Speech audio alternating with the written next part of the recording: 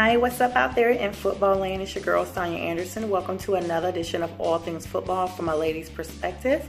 Hope you're having a wonderful first day of the week. Today is Sunday, March 11th, 2018.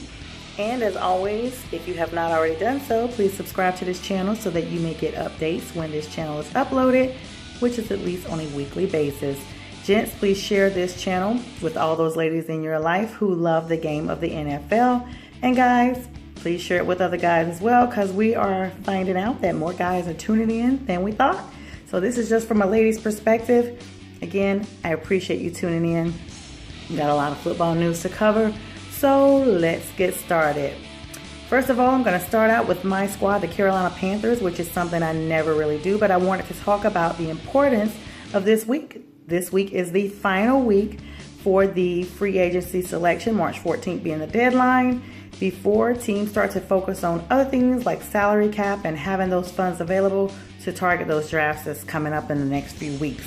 5 defensive backs that the Carolina Panthers have been meeting with and speaking with since the combine would be Florida State alum Derwin James.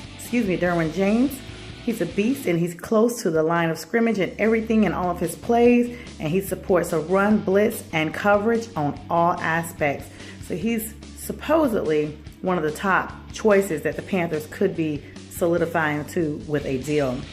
Number 2, Alabama, strong safety Ronnie Harrison. Now he's known as a combination safety and he has size and athleticism. He does have one downfall though, guys. He makes his shoulders do most of his tackling, which could, in this game, afford them, or in this case, not afford them, missed tackles. The upside, he has great coverage, and he has looks of future strength. He may not be ready to go right away, but with some good training, he's a great Pro Bowl candidate. Number 3, Penn State's Marcus Allen. He has great size, he has a great attitude towards the game, and he's a great linebacker. Now, he lacks agility, but that can be improved as well with a little coaching, a little time, and possible drafting now as well. But we're going to wait on him. But he's greatly a good candidate for selection with the Panthers. Now, the next one is going to be Stanford full safety Justin Reid. A lot of teams have been scouting this young man because he has a safety excellence that is written all over him. And that's quoted by Bleacher Report. He has size and speed, and it will be hard to top him amongst even NFL vets that are already in the league. Now, he tends to play a little over aggressively, so that could be costly to whatever team picks him up because they could be highly penalized because he has such a passion for the game that he tends to be a little on the AG side, so to speak. Next is going to be Josh Jackson out of Iowa. Now, Josh is also the first prospect that's completed from Iowa, and he's amazing. Ball production is great for that college, and for him, he had 8 interceptions, he had 18 passes that he broke up, and 48 tackles. So he is amazing, and he's definitely going to be somebody's benefit, even if not the Panthers. He has those lucky 8s. Get it? 8 interceptions, 18 passes broken up, and 48 tackles. You go, Josh. Now, he's intelligent on both sides of the field. Good, the defense and the offense. So he's going to be a good fit for anyone as well. He could be the first cornerback that's going to be taken in the first round. We'll stay tuned for that. Now, last week I talked to you all about these trades going on. And as I told you at the start of this show, this is the final week for those trades to go on. And so it's been really, really busy. And that is the reason why I'm doing quite another show in the last 4 days. Now, this is the conclusion of the second week about the free agency. Now, on Friday, March the 9th, it was super, super busy. The Cleveland Browns, you can may as well say this is the Brown show because I'm about to talk about them for quite a minute. They are busier than ever. The Cleveland Browns were seemingly busy from sunrise to sunset. The team gave up a few of their drafts, and trust me, the 0-16 team had plenty on the table. I told y'all last week that the Browns wouldn't win out with simply drafting number 1 quarterbacks and no O-line. Well, it looks like they might have heard about the show because they're getting their O-line together, and they're completely getting it by drafting all these vets instead of going with all the rookies. Now, before I get back to the Browns, let me talk to you all about some other trades that went on. The Broncos did go ahead and get rid of Aqib Talib. You remember he wanted to be released as of last show. He wanted to go to the Patriots, but that didn't happen. He's going to the Rams. So good luck, Talib. I think this is your 8th team. he's been passed around more than anybody in the NFL, I have to say. Now, that's an aggressive player, and maybe that's the reason why he didn't go to the Patriots. And if I remember correctly, he used to play with them, but they didn't want to take him back. Very aggressive player, obviously has a heart for the game, but you've been snatching chains and doing all that, you could do that out in L.A. Goodbye from the Broncos, Aqib. Now, the Panthers tendered exclusive rights for 4 free agents. Tyler Larsen, Chris Manhertz, Michael Pilardi, and Damiere Byrd. Now, Pilardi was awesome. 46.0 yards, average punts, 71 punts, 25 inside the 20, with his longest being 63 yards. He was great. And Damiere Byrd, although shortened with his season with injuries, he had 10 receptions for 105 yards. Now, the other gentlemen, they're doing their thing. They're doing what's big, so we'll see how they do in the next season. Now, the Panthers also re-signed defensive lineman Drew Eddings to a 1-year contract. So congrats to him as well for getting another year with the squad. Now let's talk about Seattle real quick. Pete Carroll had USC 7 years in with them, and all of a sudden started dwindling down. He's been with Seattle 7 years. All of a sudden it's going down. As you know, I told you about Michael Bennett being released. Richard Sherman was saying he was going to be released. Guess what? He got released the next day. Twitter, Instagram, everything went ham over Richard Sherman. He was seen taking pictures with Thomas Davis from the Panthers, and I must admit, Richard Sherman's my frat brother. Love him. He's awesome. Harvard grad. I just knew he was coming to the Panthers. Ezekiel Elliott was on Twitter tweeting, look, let's chase rings together in Dallas. Come out here with us. But in the end, less than 24 hours for him being released from Seattle, even though he said he was open to going back to Seattle once negotiations were made about financial cap space and all that kind of thing. Kyle Shanahan, former offensive coordinator for the Atlanta Falcons, now head coach of the San Francisco 49ers, took Sherman out to dinner Friday night, and he must have had a really top shelf meal. I personally thought, that's fine, because Sherman set up an interview next week with the Detroit Lions. He was supposed to be meeting with them. Well, guys, that meeting will not be happening because yesterday, Richard Sherman and Kyle Shanahan agreed for a 3-year, $39 million with $5 million signing bonus contract for Richard Sherman to go to the 49ers for the next 3 years, where he'll face his former Seattle Seahawks at least twice a year. So, congratulations to you, Richard Sherman. You got a job really fast. When I tell you the ink was not dry on that severing of the contract with him in Seattle before he got a new job. So that's how you do. Good luck out there. Wish you would come to the Carolina Panthers, but you didn't. So congrats to you, and I hope things go well with you in all of your endeavors. So clearly Seattle's going to have some problems. We'll stay tuned for that.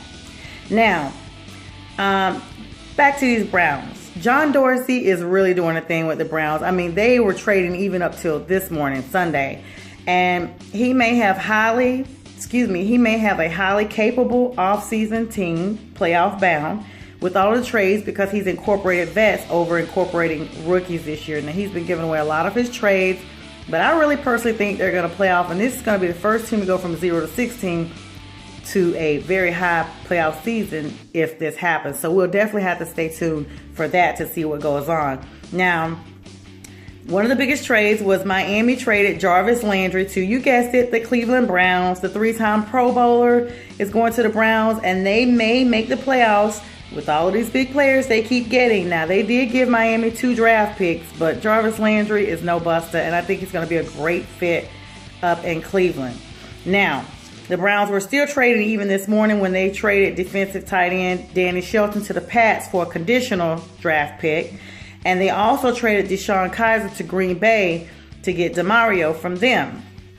Now, I tell you, they are super duper busy. The Browns' most important thing to me that I realized, and nobody saw this coming, the Buffalo Bills gave them Tyrod Taylor. Yeah, think on that for a moment. Tyrod Taylor, the quarterback of the Buffalo Bills, who just went to the playoffs, is now going to be the quarterback for the Cleveland Browns. So, should the Browns still target Saquon Barkley in the number 1 draft? I don't know. But that lets you know they definitely were not going for A.J. McCarron, who was recently released from the Cincinnati Bengals, and everybody thought he was going to get picked up. That didn't happen. Tyrod Taylor is now a Cleveland Brown. And the talks were that he was being considered being traded a couple of weeks ago, Tyrod that is, but nobody ever saw it coming to Cleveland. So, welcome. The Bills are going to get a 3rd-round draft pick for Tyrod.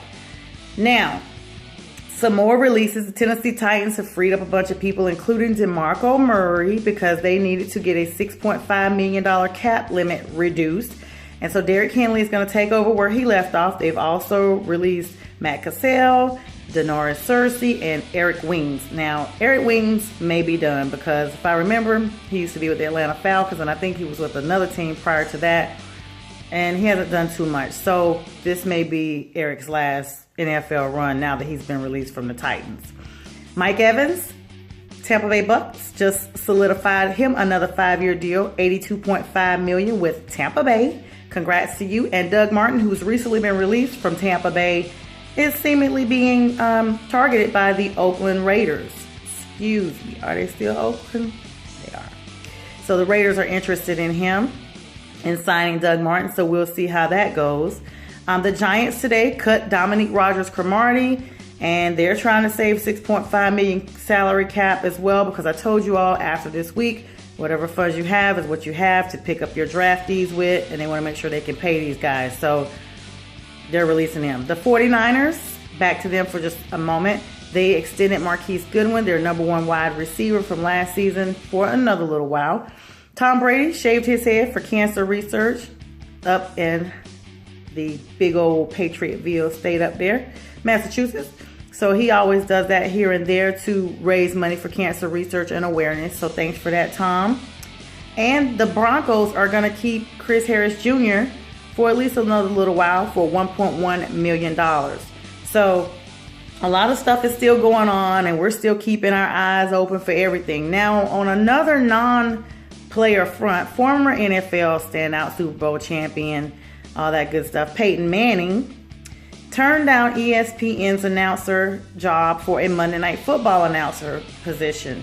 But he's still interested in doing Thursday Night Football, but he just does not want to work with ESPN. Now, Monday Night Football is ushering in a new anchor. Joe Tessitore of ESPN will replace Sean McDermott on Monday Night Football so far. Now, a little Panthers news. The Panthers traded cornerback Daryl Worley for Super Bowl champ Torrey Smith from Philadelphia. Coming from Philly, Smith, who is entering his 2nd year of a deal, is owed $5 million for 2 years remaining for a total of $10 million. Now, Worley only had a balance that the Panthers owed him of $670,000. So it's a 4.33 net loss, not too bad. Now, Carolina now has their cap space under $20 million at $19,740,035, just under the $20K mark. Now, Devin Funchess, who played with Torrey 3 years ago with Cam Newton as well up in Baltimore, did a little Twitter and Instagram welcome to Torrey, and they are very welcome and very excited that he's coming down to the South. So welcome, Torrey Smith, to Panther Nation. Congratulations. I look forward to talking about you quite a bit on this show and in my group and on the CarolinaPantherets.com website. So, talking to you guys about all of this going on and all this big news, and it doesn't seem like it takes long to talk about it, but it's so happening. And I may do another show before a week expires because of all the things that are always going on. But now let me close out with my faith moment, and I appreciate you tuning in. Let's talk about something that is Panther related, but it's more human related. Christian McCaffrey. You all know him. Number 22, Carolina Panthers. Now going into his 2nd year, no longer a rookie. Christian and his family were in Colorado last week, and they were getting ready to have lunch. It was he, his 2 brothers, Max and Dylan, friends Michael Mann and Brooke Pettit, and they decided they were going to climb Castle Rock, which is in Colorado. And as they were making their way to the top of the mountain, they realized that there were 2 people that were hiking together, a 13-year-old Eli Smoker and his grandfather, 72-year-old Dan Smoker, when Dan fell 20 feet to a rock below, and Christian and his friends and family witnessed it. Christian was quoted saying it seemed like he was in the air for about 10 seconds. The older Smoker fell to the rock, and Christian called 911 while another onlooker that was there named Chris, not related to Christian or any of his friends, but they called 911, and he fell and he even stopped breathing, and so they had to do CPR measures upon him while he was there. They prayed for his survival. Miraculously, he is in critical condition right now, but he has a litany of injuries that include a broken femur, broken pelvis, internal bleeding, bleeding on the brain, 9 fractured ribs, a broken neck, and yet he's still alive. Christian and his friends also went and they checked in on this family after it happened, and ironically, the younger Smoker was the grandson. His father was on an anniversary trip with his wife and was nowhere nearby, so there's no way this 13-year-old could have given aid to his grandfather without even more dire issues occurring, if not even death.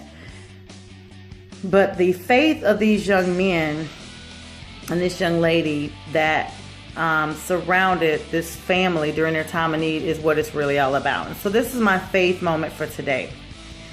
And Dan Smoker, the son who was on the trip, went on Instagram and talked about the humanity of Christian and the fact that it wasn't about him being an NFL player. He didn't even know who he was without his uniform.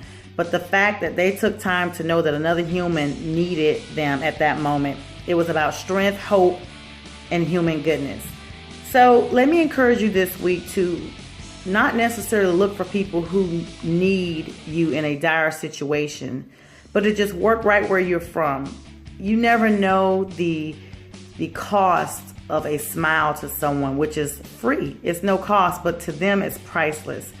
All you have to do is look around where you are, and you can always help someone. A smile, a hello, even to strangers. It's about human kindness. And thank you for letting me speak on this. To have this incident occur, Christian, is just amazing for me to be able to tell to my viewers that sometimes it is really beyond the sport. It's about us as people who make up this wonderful place we call the world. I really appreciate you tuning into this brief edition of All Things Football from a Lady's Perspective.